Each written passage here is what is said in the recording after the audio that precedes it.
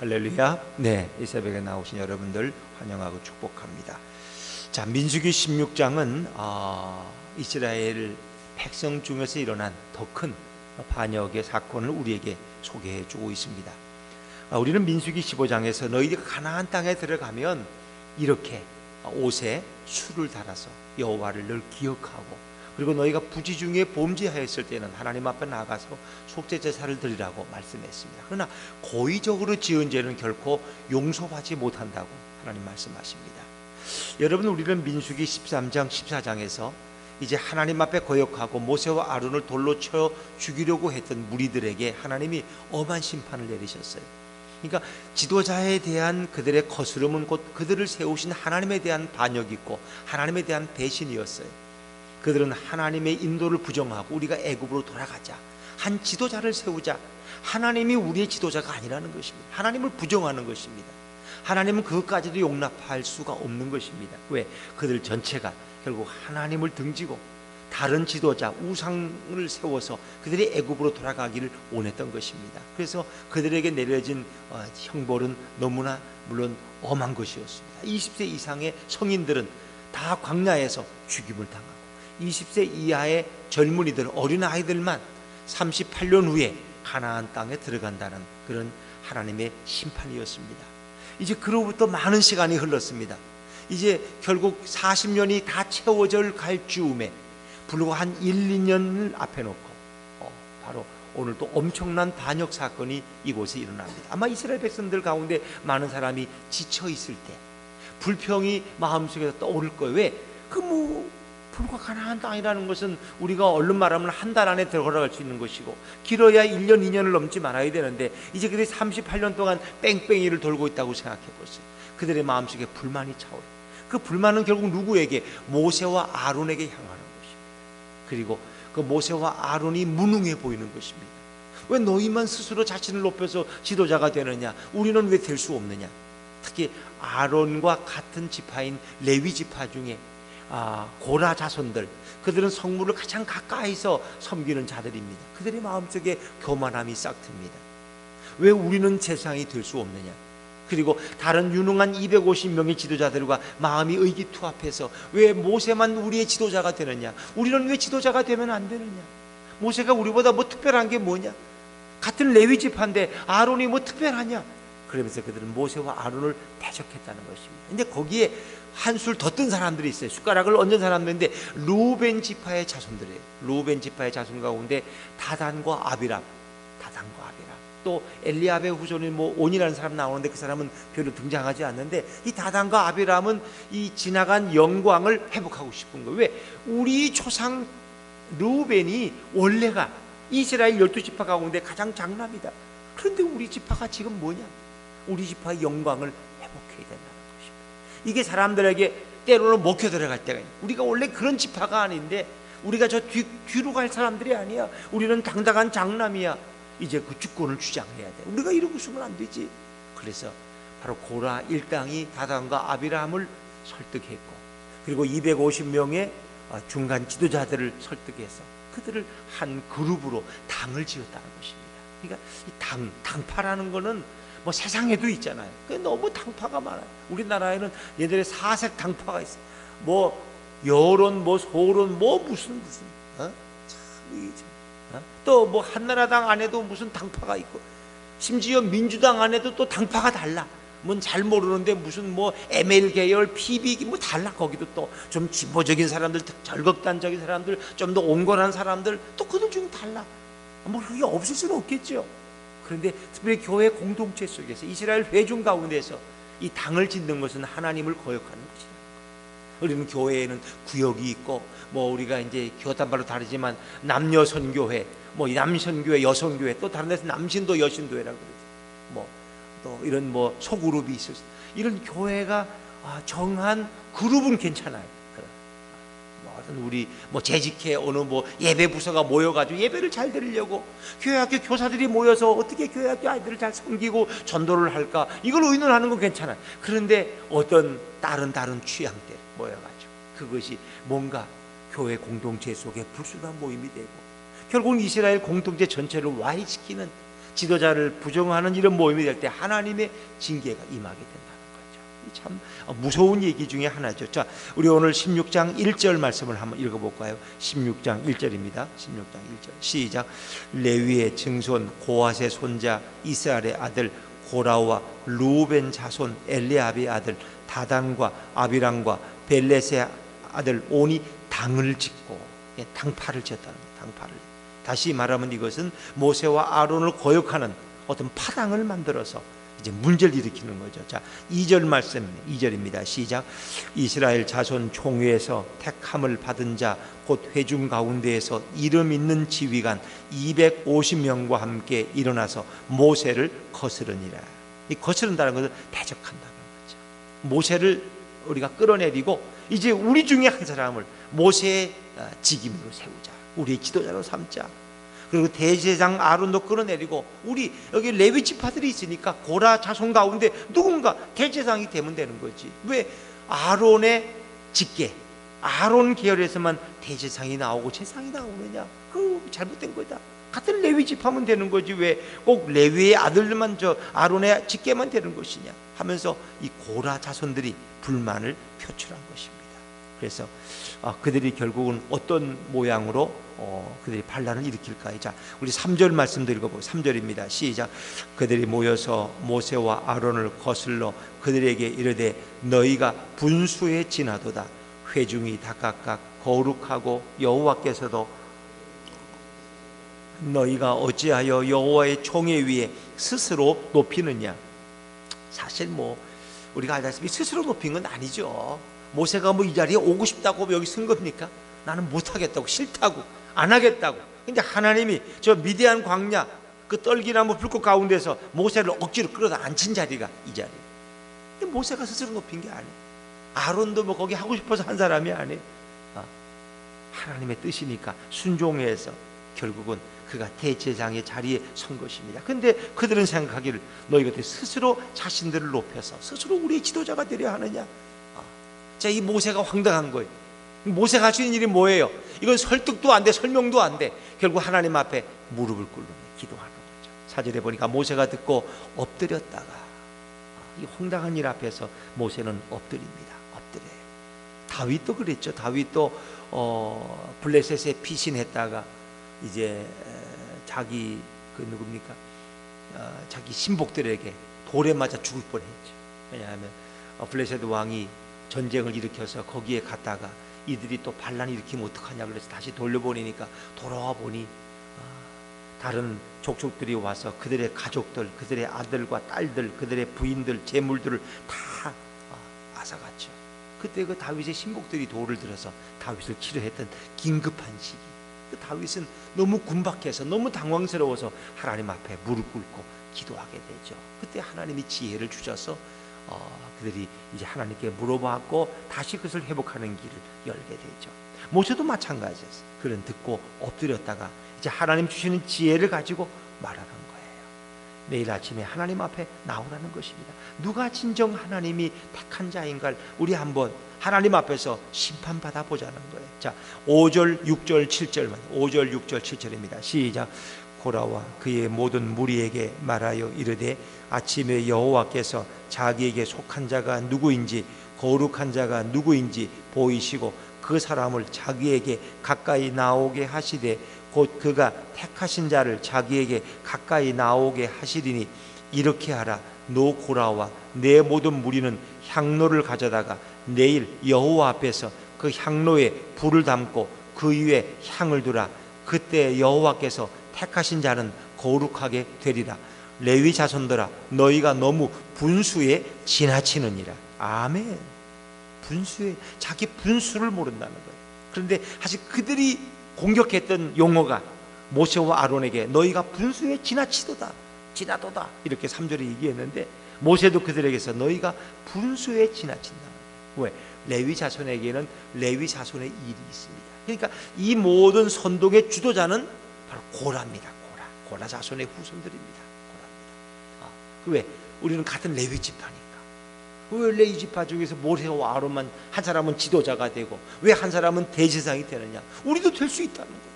그래서 그들이 선동해서 루벤 후손들을 선동해서 너희를 장자의 지파로 만들어 주겠다. 그리고 250명의 지도자들을 선동해서 너희가 이제 이 백성의 진짜 지도자가 될 수 있는 기회가 왔다고 선동한 거죠. 그래서 결국 모세는 자기의 뜻대로가 아니라 하나님의 뜻에 맡기는 거예요.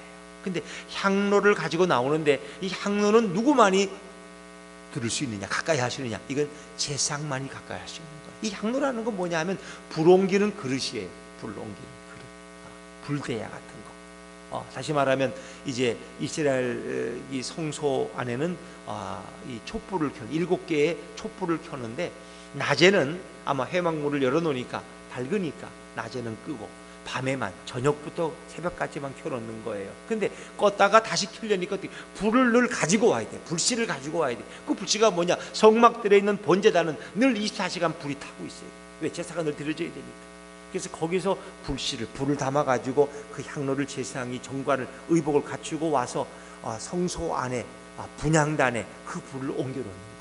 근데 그걸 아무나 하는 게 아니라 그건 제사장만이 할 수 있는 거예요. 제사장만. 그래서 우리가 보면 아론의 첫째 아들과 둘째 아들이 결국 이 향로를 옮기다가 어떻게 했어요?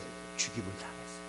그래서 우리는 성경에 정확한 이유는 없지만 그들이 하나님이 정하신 규례대로 하지 않았다든가 의복을 갖추지 않았다든가 아니면 때로 술 취한 채로 그 일을 하다가 아니면 그 불을 다른 그릇에 담았다가 다른 그릇에 하나님이 정하신 그릇에 다른 그릇에 담았다가 그들은 제사장임에도 그들은 죽임을 당했어요.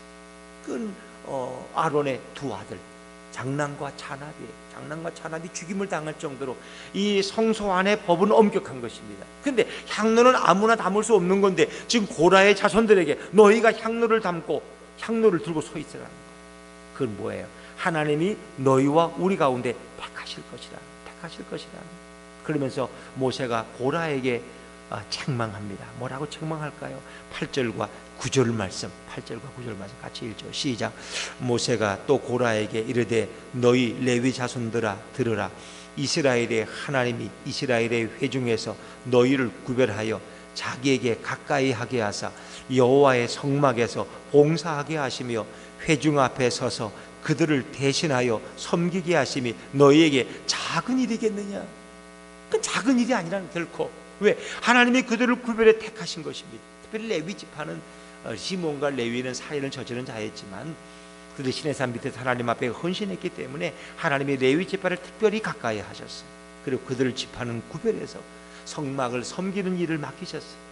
그래서 그들은 12지파 가운데 들어가지 않고 그들의 기업이 따로 없이 하나님이 그들의 기업이에요. 그들은 성소에서 섬기면 하나님이 그들의 모든 필요한 것을 다 먹이시고 입히시도록 하나님이 정하신 자들이 이 레위 지파입니다. 그런데 그들이 어떻습니까? 그 일을 작은 일로 여겼다는 거예요. 그리고 더 높은 것을 차지하려는 교만함이 그들에게 들어갔다는 거죠. 그러니까 이 교만이라는 것은 타락한 인간에게 생긴 결과물입니다. 하나님 앞에서 인간은 겸손한 것이 옳죠. 하나님이 에덴 동산에서 아담과 하와를 창조하시고 그들이 하나님과 교제하며 예배하 살아갈 때는 그들은 겸손한 사람들이었어요. 그런데 아담의 마음속에 교만함이 들어와서 내가 하나님과 같이 눈이 밝아지려고 하나님과 같이 되고 결국 이런 마음이 뱀의 꾀임에 넘어가서 선악과를 먹고 인간은 죄가 들어오고 결국 인간은 타락했어. 그리고 인간은 겸손하지를 못하고 자꾸 더 높아지려고 욕심을 부리는 거죠.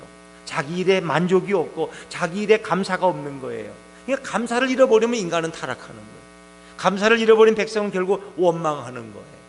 다른 사람에 대한 것을 욕심내게 되고 야망을 갖게 되고 왜 나는 저 자리에 오르지 못하느냐 이렇게 해서 결국은 인간이 범죄하는 거죠. 그래서 욕심이 잉태한 즉 죄를 낳고 죄가 장성하면 사망을 낳느니라.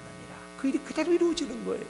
우리는 우리 주어진 삶에 감사를 잃어버릴 때 욕심과 야망에 가득 차게 되고 그것이 결국은 지나친 야망으로 그래서 결국은 하나님 앞에 버림받는 기회가 되는 거예요. 버림받는 기회.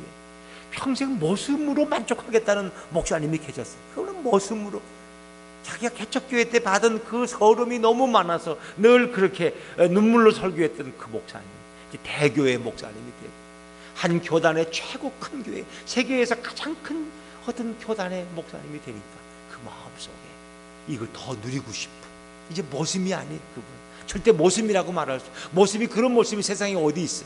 그런 모습. 그분은 주인이 되고 싶고 왕이 되고 싶고 이 영광을 은퇴 후에도 더 영원히 누리고 싶어서 80, 90, 100세까지 내가 건강하면 이 영광을 누려야지. 내가 한마디 하면 몇십억 가져오고 몇백억 가져오는 건 문제도 아닌데 마음껏 쓸 수 있는데 그 자리를 어느 회사 재벌 회장이 부러울까? 그 자리가 안 그렇습니까?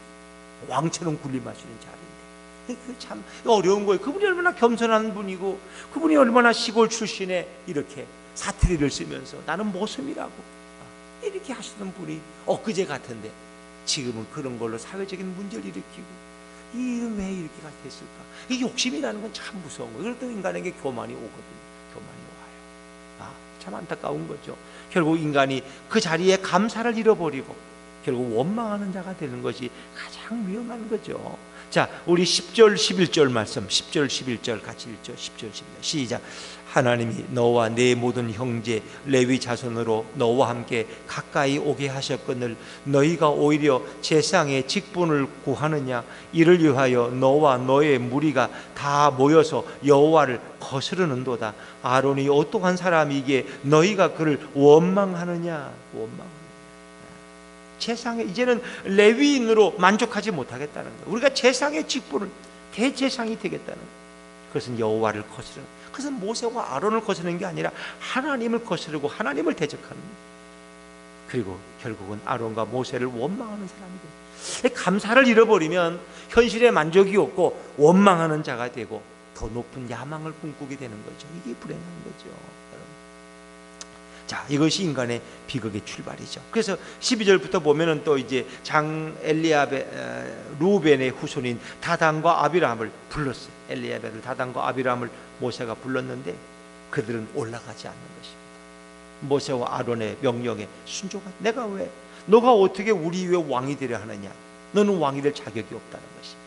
그러면서 그들은 모세와 아론의 명령을 정면으로 거절하죠. 다단과 아비람이. 그래서 모세가 심히 노했다고 성경은 나옵니다. 성경은. 그러면서 모세는 자신을 하나님 앞에서 이렇게 호소합니다. 자, 15절 16절 말씀 15절 16절입니다. 시작. 모세가 심히 노하여 여호와께 여짜오되 주는 그들의 헌물을 돌아보지 마옵소서. 나는 그들의 나귀 한 마리도 빼앗지 아니하였고 그들 중에 한 사람도 해하지 아니하였나이다 하고, 이에 모세가 고라에게 이르되 너와 너의 온 무리는 아론과 함께 내일 여호와 앞으로 나아오라. 그래서 그들은 향로를 가지고 한 사람이 하나의 향로를 들고 하나님 앞에 성소 회막문 앞으로 나아오라는 것입니다. 그런데 거기서도 그들이 모세와 아론을 대적했기 때문에 결국 여호와의 영광이 나타나서 모세와 아론을 보호하는 것을 볼 수 있죠. 자, 19절 말씀 19절입니다. 19절 시작. 고라가 온 회중을 회막문에 모아놓고 그 두 사람을 대적하려 하매 여호와의 영광이 온 회중에게 나타나시니라. 그래서 모세와 아론은 여호와의 영광이 나타나는 것은 결국 뭐예요? 이들에 대한 하나님의 심판을 의미하는 거예요. 여호와의 영광, 범죄한 자들, 하나님을 대신한 거역하는 자들에 대한 심판. 그런데 하나님이 이들을 다 멸하실까 봐 모세와 아론이 나가서 또 기도하죠. 그래서 오늘 모세와 아론은 하나님 앞에 중보 기도합니다. 우리 21절 22절 같이 21절 22절입니다. 시작. 너희는 이 회중에게서 떠나라. 내가 순식간에 그들을 멸하려 하노라. 그 두 사람이 엎드려 이르되 하나님이여 모든 육체의 생명의 하나님이여 한 사람이 범죄하였거늘 온 회중에게 진노하시니까. 그렇죠.